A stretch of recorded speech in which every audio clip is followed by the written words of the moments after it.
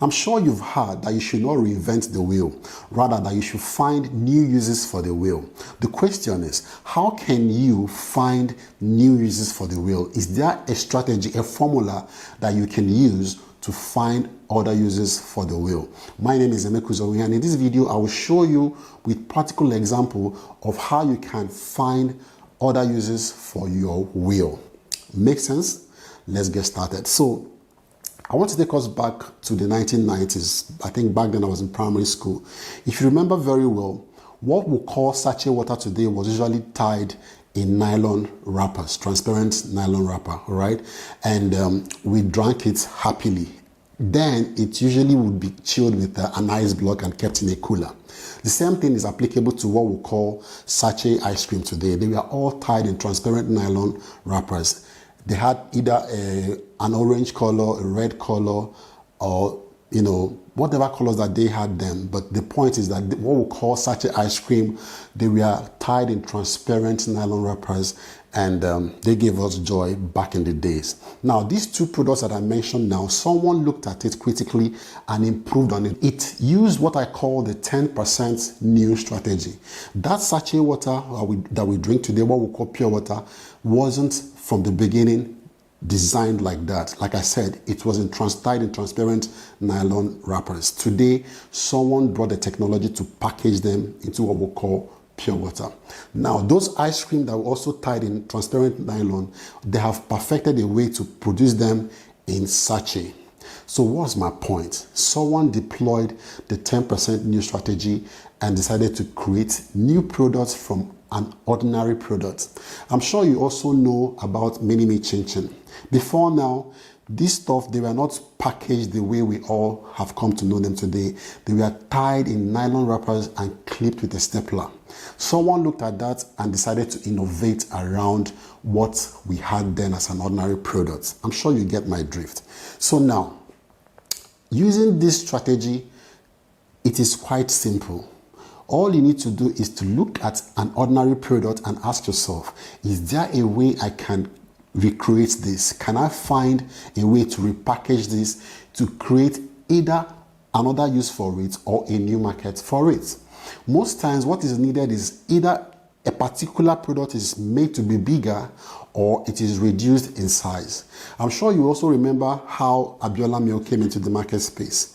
Before this time, we only had big sachets of, big containers of milk. And for the first time in Nigerian markets, Cowbell launched small sachet milk that we all loved and appreciated. So that is one way of looking at a problem. So what did they do? They created another category serving a different segment of the market just by reducing size. Others increase size as the case may be. So in Owerri, where I stay, someone looked at the roasted plantain and decided to do what? Create value around it. The roadside bole was repackaged and a big brand created that serves people who love to eat plantain. Now today, what these people have done, these examples I've cited, you too can repeat if you can look at a product with an open mind and a bit of creativity.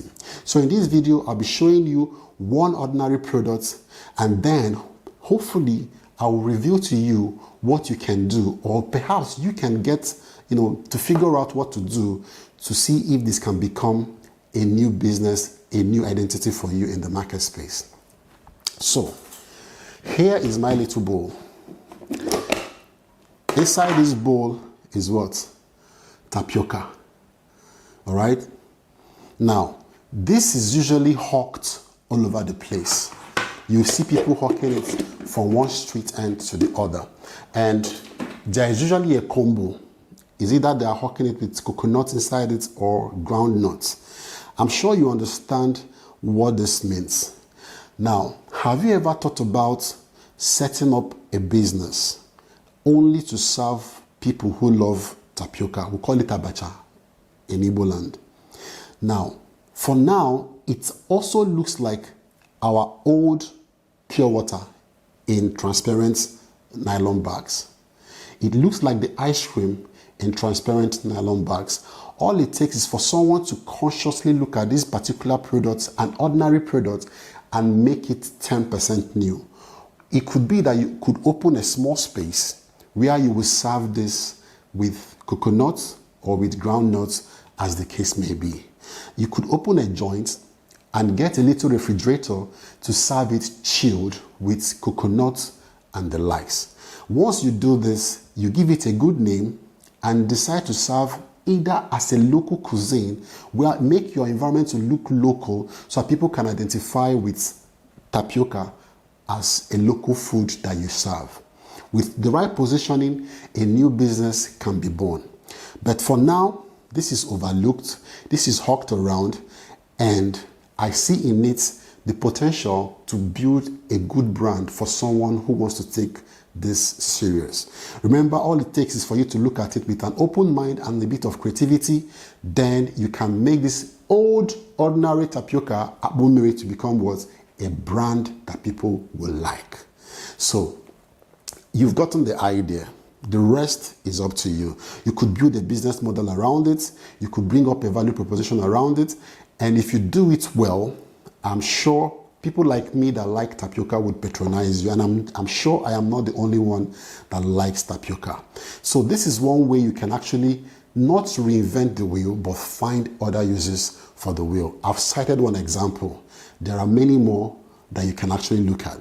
One more before I go. A friend of mine gives me 𝗬𝗂𝗿𝗄𝗏. I went to his house and I saw the daughter drinking something that looks appealing and appetizing, and I asked what they were taking. They told me it was 𝗬𝗂𝗿𝗄𝗏, but it didn't look like 𝗬𝗂𝗿𝗄𝗏. It was looking more like pap. When I made further inquiries, I discovered that my friend's wife grinded 𝗬𝗂𝗿𝗄𝗏, added tiger nuts, ginger, dates, and other things to make a beautiful cereal. Today, I use that cereal, that family uses it, and it's very, very, very sweet.